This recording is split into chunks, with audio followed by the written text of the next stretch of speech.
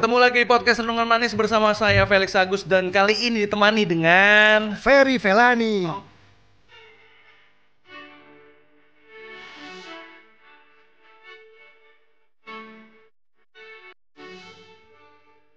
Tapi aku mau tanya di awal, setuju gak sih Kak bahwa dunia itu ngajak kita sekarang apa-apa sendiri, individualistis, dengan semua perkembangan zaman, teknologi, kayaknya sendiri itu bisa dan oke-oke aja. Ya, menarik nih. Sebagiannya iya. Sebagian menggiring kita pada kehidupan yang sendiri, egois, ini urusan gue gitu ya, ini mau gue dan sebagainya. Tetapi di lain sisi dunia juga lagi seru soal komunitas, ya nggak sih? Oke. Jadi ada budaya kolaborasi, ada banyak komunitas sepeda, komunitas Hobi lah kayak. hobi-hobi begitu. Jadi ada dua sisi, walaupun memang tidak dipungkiri bahwa manusia makin egois ya nggak sih, kepengen hidup buat diri sendiri aja gitu. Dan itu jadi bagian ciri-ciri manusia akhir zaman nggak sih Kak? Betul banget, kata firman Tuhan begitu kan? Iya kan, individualistis. Nah tapi mungkin pertanyaannya akan aku tarik ke dalam lagi. Ya. Tapi apakah memang manusia diciptakan untuk sendirian? Nah, kalau mengacu pada firman Tuhan dari Kejadian 2:18 dikatakan it's not good for a man to be alone. Gitu ya, tidak baik manusia itu seorang diri aja. Dan ini bukan ayat tentang jodoh ya. Oh, bukan jodoh doang ya. Walaupun sering dipakai di momen-momen di mana kita bahas pasangan hidup. Tapi kan Tuhan lagi beritahu kita bahwa tidak baik bahwa manusia itu seorang diri saja. Artinya begini, manusia kalau dibilang bisa nggak hidup sendiri? Mungkin kalau cuma asal hidup bisa gitu ya. Tetapi yang dibilang tidak baik itu artinya nggak maksimal. Karena hidup kita pasti nggak lengkap kan tanpa kehadiran orang-orang yang berbeda, karunia, bakat, potensi. Bahkan kalau kita mau mengasihi aja kan kita perlu orang lain. Kita juga mau mengalami kasih juga perlu ada orang lain. Ada jadi, objeknya ya kan? Iya, kalau hidup sendiri ya mungkin kalau sekedar hidup ya hidup begitu mungkin ya selama kita bekerja mandiri, tapi hidup kita jadi nggak berkembang, nggak maksimal, nggak berdampak kalau hidupnya ya sendiri aja. Tapi kalau untuk orang-orang yang bilang gini Kak, ya emang hidup gue gini ya udah. Kamu mau hidup yang seperti apa itu aja kan? Apa nggak bosan? Apalagi ada banyak orang yang dilanda kesepian ya hari-hari ini ya nggak sih? Iya. Dan kena masalah mental health. Kita butuh teman untuk cerita kok, terbuka, jujur. Bahkan kita perlu orang-orang di sekitar kita untuk kita menerima perhatian, kasih, didengarkan gitu. Jadi kalau kebutuhan itu nggak terpenuhi, lama-lama hidup itu jadi nggak sehat. Makanya mau hidup seperti apa? Kalau cuma asal hidup, mungkin hidup. Tapi kalau hidup yang berwarna, hidup yang berdampak, berarti, ya pastinya kita perlu orang lain. Hidup berarti artinya perlu orang lain bagian di dalamnya ya Kak. Mungkin kalau tadi sempat menyinggung ayat di Kejadian itu kan ngomongin penciptaannya tuh Kak dari awal. Dan tadi Kak Ferry bilang bahwa ini bukan hanya tentang pasangan hidup. Betul. Ya, tentang berkomunitasnya. Nah, terus pertanyaan lanjutannya Kak, kalau dalam artian Kejadian itu dan momen selanjutnya kan manusia jatuh dalam dosa. Mungkin ada orang-orang yang bilang gini, ya orang sama-sama juga jatuh dalam dosa juga tuh gimana? Kalau saya kan tadi kan Kak Ferry ngomongnya bahwa itu akan maksimal ketemu sesuatu yang baik, hidup yang punya tujuan. Tapi kenyataannya firman Tuhan begitu habis berdua, kok malah ada dosa dalamnya? Kan banyak anak-anak yang akhirnya ngomong, ya sendirian aja lebih baik lah kalau begitu. Pada akhirnya kejatuhan itu bukan karena dia sendiri itu berdua ya, karena ketidaktaatan kan, gitu. Jadi itu adalah hal yang berbeda. Tetapi pada akhirnya kita menemukan di kisah-kisah Alkitab berikutnya bahwa pada akhirnya dalam kejatuhannya manusia tetap butuh orang lain. Betul. Untuk menolong dia bangkit, untuk menolong dia menemukan Tuhan dan sebagainya, begitu. Memang berkomunitas nggak menghindarkan kita dari kejatuhan sih, gitu ya. Kalau katanya nggak mau mendengarkan kebenaran, begitu. Tetapi dengan hadirnya orang-orang di sekitar kita, harusnya hidup kita lebih terjaga, lebih terbantu. Berarti bergantung juga dengan siapa yang di sekitar kita dong Kak. Betul. Kan? Dan bagaimana kita meresponi kehadiran orang-orang tersebut. Jadi kalau kita berkomunitas nih, ditogor kita nggak mau, terima nasihat kita juga nggak mau, percuma juga. Padahal Tuhan sudah kirim orang-orang hadir di hidup kita. Kan begitu. Artinya balik lagi juga ada bagian di mana respon kita dalam komunitasnya. Betul.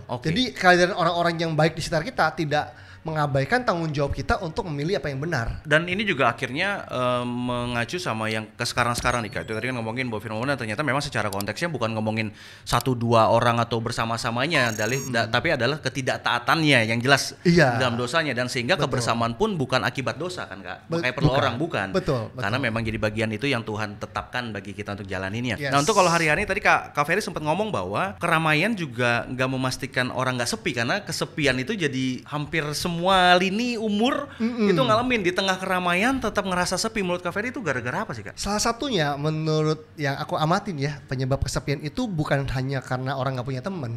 Kadang-kadang kita menemukan orang-orang yang kesepian ini temannya banyak. temannya banyak, di sosial media juga aktif. Salah satunya adalah ketidakterbukaan.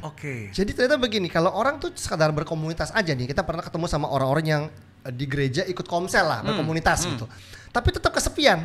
Kenapa? Karena dia punya komunitas, hadir di pertemuan komunitas, tapi nggak punya cara hidup komunitasnya. Kalau pertemuan kan cuma pertemuannya, artinya tiap Kamis malam ya jam 7. Datang aja. Datang, ada acaranya.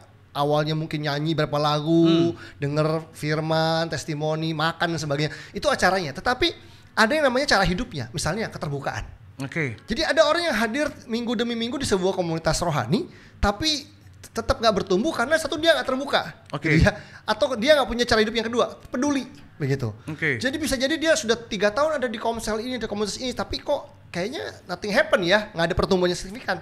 Ya karena kamu nggak mau open, kamu nggak mau terbuka tentang kondisimu, mungkin lagi mengalami kejatuhan, mungkin lagi mengalami masalah. Aku takut kelihatan jelek, aku takut kelihatan lemah di depan orang lain, tutupin. Terus kadang-kadang ada orang yang nggak mau terbuka nih, Bro Felix, nggak mau terbuka. Terus tahu-tahu dia punya problem makin berat, terus dia ngambek kan gitu kan. Nggak ada orang yang peduli sama gua. Padahal nggak pernah cerita. Iya, kan teman-teman lu bukan dukun. Iya, bisa menebak. Kalau kamu nggak cerita, kita tahu dari mana. Nah, jadi yang penting itu bukan cuma hadir di pertemuan komunitas ya kan, tapi memiliki cara hidup komunitas. Yang pertama adalah keterbukaan tadi. Kalau kamu nggak terbuka, akhirnya orang nggak tahu kamu punya problem. Temenmu nggak tahu kalau kamu nggak bisa bayar kos, nggak bisa bayar kuliah. Ngalamin apapun itu. Iya kan? Nah, kamu merasa kesepian kenapa? Karena kamu nggak mau terbuka, nggak mau apa adanya. Makanya komunitas yang sehat adalah tempat di mana kamu bisa terbuka apa adanya dan mau bertumbuh dalam hal tersebut. Tapi awal mulanya orang bisa terbuka tuh gimana? Karena kan gini kan Kak, nggak semua orang bisa nyaman dengan tipikal orang tertentu dan lain-lain, sehingga itu yang membuat mereka nggak bisa terbuka. Yang kedua mungkin ada trust issue di mana mereka pernah mempercayakan cerita atau hidupnya sama orang lain tapi dihianatin dan akhirnya jadi luka yang belum sembuh. Yang pertama biasanya kita perlu mengenali dulu dalam diri kita mana hal-hal yang bisa kita buka ke semua orang, mana yang nggak bisa, kan begitu ya. Mungkin ada satu momen kejadian yang ini sensitif, dalam, dan kalau kita buka ke semua orang kayaknya tidak semua orang bisa menanggapinya dengan bijak. Tapi kan ada area-area lain yang mungkin sehari-hari yang kita bisa cerita ya, soal pekerjaan, soal keluarga, yang santai-santai lah begitu. Tapi kalau hal tertentu mungkin kita lebih menjaganya. Nah, berikutnya kita perlu kenal di komunitas itu ada siapa aja sih. Apakah semua orang bisa dipercaya? Kalau kita bilang begitu kita punya trauma berarti kan. Tapi kan kita bisa mengenal, dengan kita mengenal kita punya ekspektasi. Oh kayaknya kakak yang ini nih bisa nih diajak ngomong. Kakak yang ini nih bisa diajak curhat begitu ya. Aku bisa ngebuka rahasia resiko yang terdalam. Nah makanya kita perlu mengenal untuk bisa punya ekspektasi yang tepat begitu ya, untuk berani cerita dan terbuka. Jadi dalam komunitas kita jangan mengeneralisasi. Seakan-akan semua orang nggak bisa dipercaya, seakan-akan semua orang suka menghakimi. Jadi ya kita sering bilang kan, sering denger nih kalimat bilang, komsel ini suka menghakimi, komsel ini komunitas ini orangnya nggak asik. Ya nggak asik tuh siapa? Dibedah dulu, dari 20 orang semuanya nggak asik kan, belum tentu. Dari 15 orang mungkin 5 yang nggak asik atau 8 yang nggak asik, sisanya asik. Nah makanya kan jangan generalisasi, mengenal lah gitu, sehingga kamu bisa tahu orang-orang mana, siapa yang kamu bisa buka rahasiamu ke orang tersebut, sehingga bisa terbuka kan begitu kan. Nah disitulah kalau memang kita ternyata punya trust issue, akhirnya kita perlu belajar untuk pulih sih. Karena kalau nggak pulih begini, kita punya problem, punya masalah itu kayak penyakit. Penyakit yang nggak diobati kan penyakit yang nggak sembuh. Kita yang rugi akhirnya. Jadi kita punya problem nih. Harusnya kalau kita open ke orang yang bisa nolong kita, mungkin 3 bulan selesai. Tapi karena kita nggak terbuka, 3 tahun baru selesai. Jangan-jangan. Atau 3 tahun baru terbuka doang. Gitu kan? Kan yang rugi siapa? Kita yang rugi. Begitu. Kita terbukaan tuh kita yang rugi. Ya tidak harus semua hal dibuka. Tetapi tadi kalau ada hal-hal yang kita nggak bisa tangani sendiri. Kan kadang-kadang kita mau mandiri ya. Firman Tuhan kan aku udah ngerti lah. Ini harus begini cara ngeberesinnya, ngampunin. Kalau saya pribadi sih, kalau lu bisa beresin sendiri, ya juga nggak apa-apa. Kita tahu ada Tuhan yang bisa menyertai kamu. Tapi kalau kamu nggak bisa, ya rendah hatilah untuk minta pertolongan orang-orang di sekitar kamu. Kita yakin banget Tuhan sudah taruh orang-orang di sekitar kamu untuk nolong kamu. Dan orang-orang itu kadang-kadang juga bukan orang-orang yang super hebat, ya nggak sih? Dia adalah orang-orang yang mungkin seorang kakak, sahabat yang mungkin 2-3 langkah di depan kamu, tapi dia udah ngelewatin apa yang kamu belum lewatin sekarang. Terbukalah, kamu nggak perlu superstar untuk nolong kamu kok sebenarnya.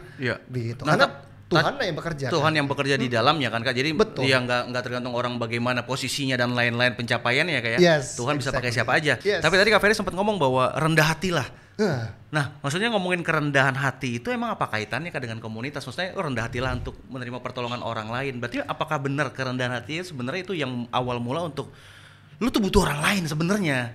Jangan sombong gitu. Jadinya sebenarnya lawannya nggak mau berkomunitas itu sebenarnya karena sombong. Betul. Kan namanya kita terbuka ya, bukan cuma hal baik aja yang terekspos. Tapi juga hal buruk dalam hidup kita.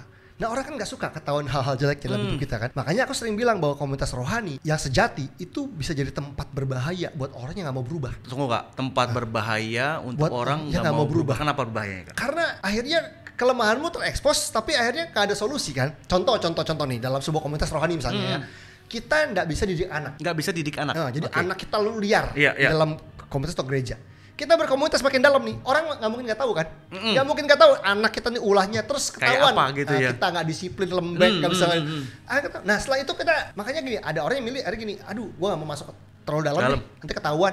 Atau begitu ketahuan, aduh, bikin excuse lah, atau udah nggak nyaman dia pindah komunitas. Kenapa? Karena nggak siap dengan penilaian. Kelemahannya. Nanti dia ngerasa, gua dihakimi. Tunggu, nggak semua orang yang memberikan tanggapan negatif itu menghakimi loh. Bisa jadi tuh teguran, nasihatan, koreksi kan. Tapi kan orang nggak mau karena tadi perlu kerendahan hati bahwa anakku tuh ternyata nggak oke loh. Ini cara didiknya tuh nggak tepat. Nah, kita kan namanya dalam komunitas kan harus saling menasihati. Makanya di dalam Ibrani 10 ayat 23, 24, 25 kan dalam komunitas tuh ada gaya hidup saling menasihati, saling mendorong. Nah, kalau kita nggak mau didorong, nggak mau dinasihati, ya gimana dalam komunitas kita nggak punya cara hidupnya, nggak punya gaya hidupnya, cuma punya pertemuannya doang. Makanya kalau bilang gue mau berkomunitas nih datang, tapi tolong jangan usik kehidupan pribadi gue. Mana bisa dong Kak? Ya sulit, karena makin kita terbuka kita akan masuk hubungan yang dalam. Walaupun ada area tertentu yang kita perlu izin ya, boundaries itu tetap ada. Tetapi orang nggak siap ketika hidupnya dikupas dan kelihatan apa adanya dia. Ternyata dari luar pelayanan di mimbar kayaknya keren. Begitu udah berkomunitas makin dekat, ketahuan. Waduh ketahuan, utangnya banyak gitu ya. Suka nggak tepat waktu gitu ya, ternyata cuman janji palsu ya. Sekarang nggak ketahuan. Komunitas itu makanya tempat yang mengerikan kalau orang nggak mau berubah, karena ya cuman ketahuan jeleknya. Tapi kalau dia mau berubah dia akan rendah hati bilang, iya makanya aku berkomunitas, aku perlu ditolong di area ini, di area emosi, di area kejujuran, di area disiplin. Di situ dia akan bersaksi dan komunitasnya bisa menjadi support system tuh ya gitu ya. Support system kan sifatnya mensupport. Betul. Artinya harus ada effort dari kitanya supaya disupport kan begitu kan. Nah akhirnya kalau kita mau bertumbuh, komunitas itu akan memberikan validasi ataupun peneguhan bahwa betul loh orang ini bertumbuh banget, orang ini punya lompatan rohani karena ternyata dulunya dia begini waktu join sama kita, sekarang setelah sekian bulan, sekian tahun udah nggak begitu lagi. Dan itu terlihat dari hubungan di komunitasnya kan Kak? Iya, karena apa adanya ya begitu.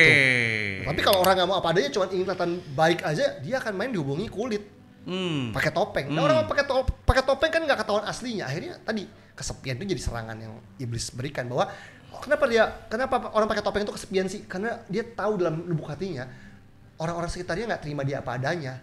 Dia rasanya begitu. Gue ngerasa gue diterima karena topeng gue nih. Padahal mungkin orang-orang sekitarmu siap untuk menerima kamu apa adanya loh. Jadi kalau dari Kak Ferry sharing tadi sebenarnya memang membuka itu akhirnya membutuhkan orang lain. Betul. Tapi di satu sisi juga kerendahan hati untuk terungkap atau terekspos kelemahannya. Nah, cuma banyak orang ketakutan adalah ketika terekspos jadinya ada penghakiman di dalamnya dan akhirnya gimana saya bisa bertumbuh dengan di sebuah komunitas yang ada dalam penghakiman dan kelihatan semuanya. Artinya bahwa sebagai manusia kita perlu orang lain karena diciptakan dari awal untuk tidak sendirian. Betul banget. Dari awalnya. Nanti lanjut lagi di Renungan Manis Podcast bersama dengan saya Felix dan Ferry Felani.